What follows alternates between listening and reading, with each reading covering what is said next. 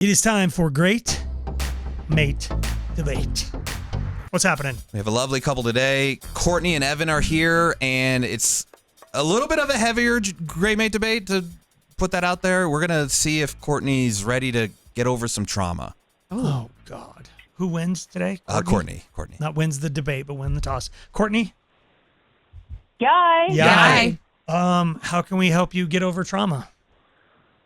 Well, a couple months ago, I was driving and I hit a dog, and it ran out on the road. I didn't see it. I wasn't able to slow down, and I felt so terrible. I was actually kind of devastated, and it's been really eating away at me. And since then, I kind of haven't been able to drive anymore. And like ever. Yeah, like I'm just traumatized, and I don't want to risk it happening again. And I know it was out of my control, but, I just can't imagine getting behind the wheel after, it being a death machine. Oh, my gosh. Okay. I'm so sorry that happened. That's horrifying. I think it's implied, but I feel like I have to ask. Did the dog not make it? Unfortunately, no. And there's this family out there with kids who lost their best friend because of me, and I can barely live with myself. And okay, let's just jump straight into his side to see. Evan? Yeah. Yay. What is your side of this? I mean, look, I sympathize. It was a traumatic situation, and I feel for Courtney, and it's hard, but at this point, it's time to start driving again because right now she's taking Ubers everywhere, taking the bus.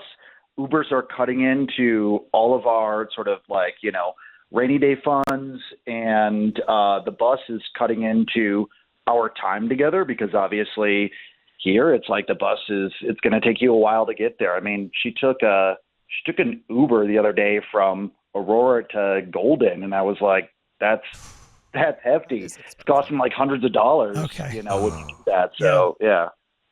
But do you understand that she's grieving, or do you think she's grieved enough, or what's your... I mean, my thought is this, I respect where she is emotionally, and I'm at the spot where I'm like, look, if we have kids eventually, you're going to have to drive. And it's gone on long enough where it's like, I understand you're processing. Now is the time where you need to get behind the wheel because, Courtney, if you let it go too long, you're never going to drive again. And you'll just become that person who doesn't drive. And it's like, what are we going to do if you don't drive? There are times when we go on road trips where I'm like, yeah. Okay, Evan, let's let her chat. How are you respecting me? Okay? How are you respecting me when you're telling me what time I can give to grieve? This poor family lost their family member, and the kids lost their best friend. How am I supposed to live with that? Look, love, I understand every single thing you just said, but my response would be, how is you not driving going to make their situation any better? It's only going to hinder you. Because I won't ever kill another dog again. You're not going to kill another dog. It was an accident. You don't know that. Mildly you don't negligent. know that. They had a dog off leash.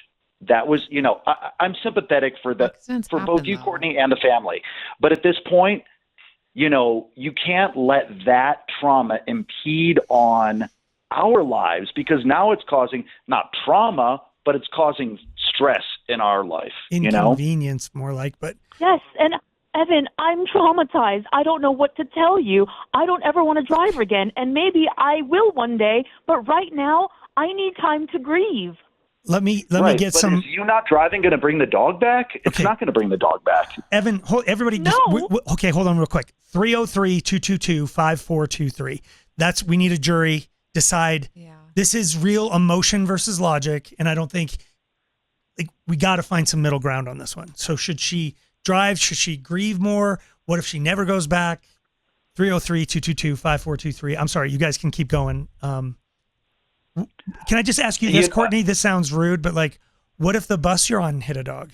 Oh my gosh, dude. I'm sorry, but like, yeah, it's a good point. It's a good question. Well, then she wouldn't be responsible for it. She just would have been there, and be that in the would be bus. awful. But she's not responsible for it. That bus is taking that route no matter what. Exactly. The bus driver is. And right now, I think you guys don't understand. Like, you don't get over grief. You kind of learn how to walk alongside it. And I'm just learning how to just accept what I did. And I understand it was an accident. But the vision of me, the dog running out and me hitting the dog, like, it's traumatizing. Like, and I love animals.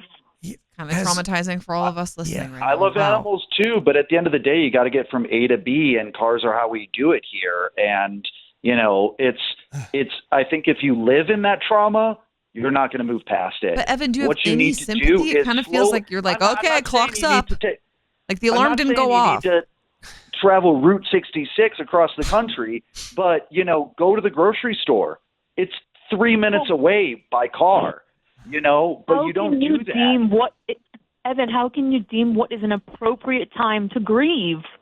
I can't deem what's an appropriate time to grieve, but I can deem what is an appropriate time for us to live in the trauma of that experience. And I think we're past that date. Okay. Right now, I'm telling you, I can't drive. I can't get behind the wheel. I'm way too nervous. I'm too traumatized. I get shaky. So I'm being the responsible one by taking the bus, by taking Ubers. I'm not taking his side by any means, but like we've all heard the phrase, you got to get back on the horse. Yeah. Yep. I don't think that this is a good time. This is exactly what it is. Just not ready.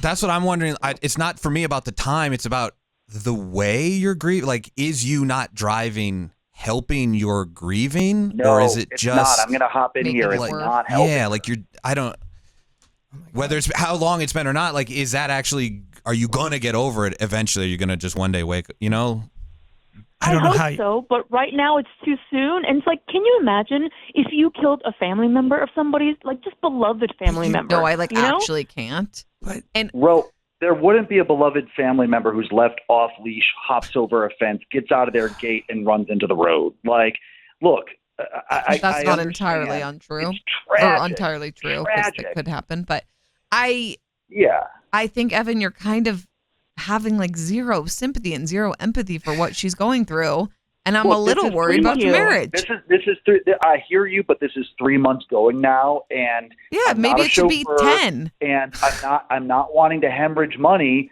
in order to sort There's of that like financial logic again. Oh my God. There is. I mean, there is a part of it. If she takes the bus, she shows up, 45 minutes. Sometimes it's like 90 minutes. To get for a ride that would take 5 minutes otherwise. Okay, both you guys, appreciate you coming on. Hang on right there. We'll bring you back with some jury members. Don't move. I don't know what to say, because he's making great points. That if you listen to him logically, he's making great points. But his complete and total lack of empathy takes away his great points. It's like, you're not helping that family. Right, but I don't think she's trying to. She's not. I mean, she's worried about that family. She keeps saying, you didn't see the kids' faces. Like, right, but her point isn't never hurting that family again. It's never hurting another family again. But a bus could run over a car of people. And that would suck, but that wouldn't be her fault. But the Uber is only driving you because you booked it. And Uber is trickier to defend, okay? You're still getting in the Uber. I don't know if the right response is to not do the thing that traumatized you. I don't know what I would love for somebody who is more professional. All right. Well, is she going to drive again, or can she grieve as long as she wants? You decide. 303-222-5423. We're in the middle of a great mate debate between Courtney and Evan. Courtney a few months ago hit a dog, unfortunately, and the dog didn't make it, and it was kind of ran out in the street in front of the children. Like, I don't know if the kids saw it. It wasn't on purpose. No, she didn't do it on purpose, but like, she's traumatized by it. She talked to the family afterward. They're all traumatized by it. Yeah, she said she had to like look kids in the face and be like, sorry, I killed your best friend. Good God. Yeah. So understandably, Courtney's having a tough time, but she's not driving a car at all. And Evan's like, it's time. Right. Ubers are very expensive. And if you take public transportation, love it. Right. But if you live in a residential neighborhood, you might take 3 buses and a light rail and then 2 more buses. Ugh.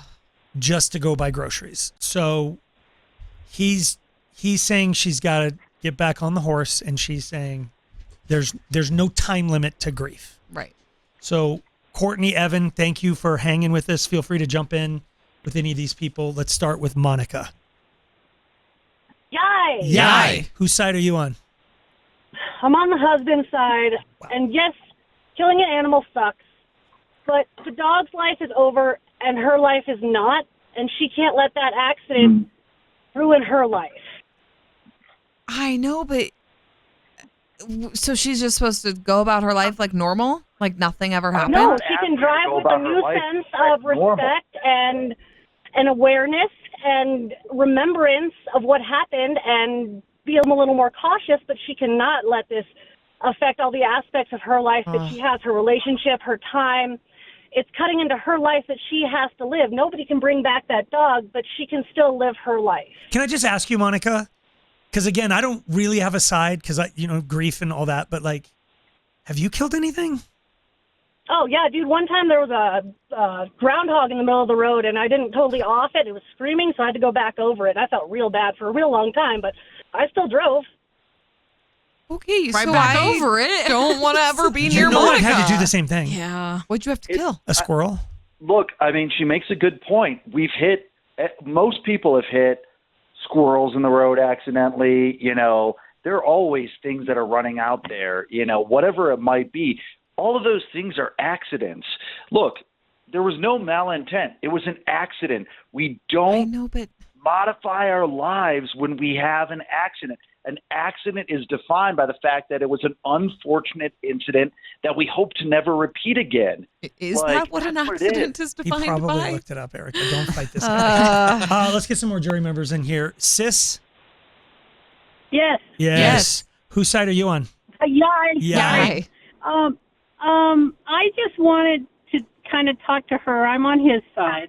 And the only reason I'm on his side is because probably 20 years ago, I was right behind a car in Boulder and watched it be head-on collision and kill a woman, and kids' things fell out of this van that she was in. And I would not drive because I was right there. I felt the impact. I wasn't involved in it, but I could feel the impact, and I saw everything that happened. And I refused to drive. And my husband said, look, I understand you're grieving, but life has to move on. You have to try. He took me out on back then. I live in Longmont, and he took me out on the back roads, dirt roads, and he said, okay, let's go. And we drove and drove and drove until I could finally, because it was right there on 28th Street, and it's a 4-lane, and cars were zooming at each other. And so I couldn't stand having a car coming at me. But so you're happy that your husband forced you into it? Is that what you're saying? My God, yes. I'm driving right now because my God. Okay, hold on. Yeah, I don't know. Sis, thank you for the call. Just pay attention to the road for a minute. Thank you. I'm driving right now. Oh, yeah, we had another. To ask that woman is how long was it before she got behind the wheel? Because you know what? I would be open to someone driving with me in an open field where there's, not a chance that an animal can jump out. But also, I need time, but I never know how much time. Everyone walks according to their own plans, right? But Courtney, it sounded like she said her husband didn't wait that long, and he was like, "You got to go." Oh. Well, mine is not just telling me to get behind the wheel without realizing how traumatized I was because he wasn't with me at the time. That's not the case, Courtney. That's unfair. I'm not saying that. I understand that you're hurt. I really do. We're both dog people, but at the end of the day, I don't ultimately, because I love you, I don't want your life to be impeded. You don't want your life to be impeded either. Well, right now my life is not impeded. I am okay giving the extra time to take the bus or take an Uber. And for him, it's a financial strain, and that's why he's upset about it. But no, you're making it seem like it's some trivial thing that I don't like. It's not. May I read one text? Okay, you guys. Yeah. We're going to get you a verdict here in a second, but we got a couple more pieces of information for you. Yeah, Go ahead. lots of texts saying therapy and specifically EMDR therapy, which I've actually done before. Thing? Yes, it's amazing. It's amazing. So I recommend that. But another text says grieving. She has PTSD and that can be debilitating. I can't help but think if he were a bit more supportive and empathetic and heaven forbid supportive, she'd probably be able to work through her grief and PTSD faster. She should talk to a therapist too. I'll pay for the Uber. Wow. Just maybe a little note. Okay, Hack, and you had somebody on the phone that couldn't stay. Yeah, they were in a situation where they were driving and somebody who was dealing with some mental health stuff ran into the road, and it didn't end very well. And this person dealt with the trauma of it. Was killing a person? Yeah, Oh my God. An accident, very similar, Yes. but a person, and said they went to therapy and all that, and you can't let it ruin your life. Is their notes to pass on? But Guys, what nobody's hearing is Courtney. It's not therapy. ruining her life. She can still get places. Right. Yeah, I'm open to all of this, okay? It's just that right now all Evan's been doing is just being like, just drive. He hasn't offered, and perhaps I too am responsible for my own therapy. I should seek out therapy. It's just every time I've tried to get behind the wheel, I start trembling. Yeah. And it's just so hard for me to not envision me hitting that dog. I guess what I'm saying is I want you to recognize that and take responsibility for it and not let that govern your future decisions. Like the fact that you acknowledge that and you know where you are, again, I feel for you. I'm not unsympathetic for the situation. Kind of. But if you have PTSD about that, okay. But if you have PTSD about that, let's figure it out so you can begin to resume what was your normal life. All right, guys, listen. Not, Here's the deal. I don't even like saying this out loud, but Evan won by a landslide. We didn't have a single call on our side. Mm-hmm. We had some calls moving towards therapy, or some texts, but by no means do you have to follow this jury. But I mean, we don't make you sign something saying you better drive to pick up a prize. Have a goal. Maybe have a goal of like, in a few weeks, I'm going to try an open lot. Yes. Something like that. Hank, thank you guys for bringing this to light today. We appreciate you a bunch. If you have therapy help for her or them, 303-222-5423.